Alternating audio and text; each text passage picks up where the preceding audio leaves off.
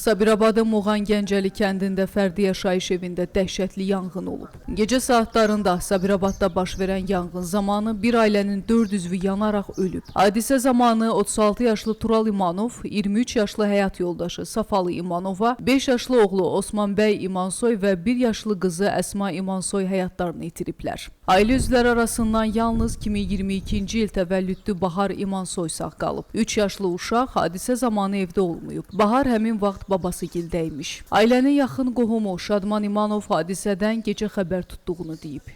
Gecə saat 2 yarımda qalmış təxminən yanğın hadisəsi baş verib, zəng olunub 102-yə fövqəladayə. Sonra onlar gəliblər.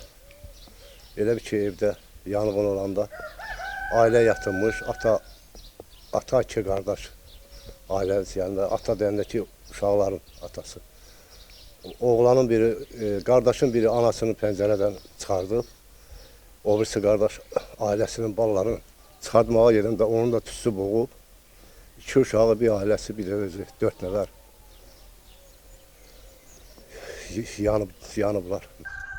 Yanğının bacısının evində baş verdiyini deyən Vəzir Mustafayev həlak olanların tüstüdən boğulduqlarını dilə gətirib. Gecədən keçmiş olub bu hadisə.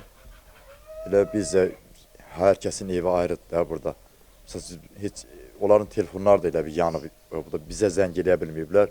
Elə biz görmüşük ki, halo gəlir, yürümüşük ki, kimin evidir, gəlib gördüm ki, mən bacımdır, bacım oğludur. Onun 2 evladı, bir yoldaşı. Hamısı yanıb.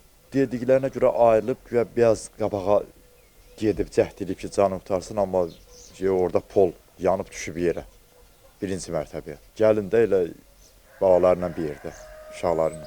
Versiya var ki, onlar elə tüsiyədən boğulublar bəlkə də. Heç yanmaqlarından onların xəbəri olmayıb. Çünki yansıydılar, orada hay-küy olardı. Hay-küy olmayıb, çağırıblar da hay olmayıb. Heç cürə mümkün olmayıb çıxmaq. Qonşuya da gəlib kömək eləsin ki, aşağıdan polu aralasından ağırsa, deyir ki, mümkün olmadı, aça bilmədim polu.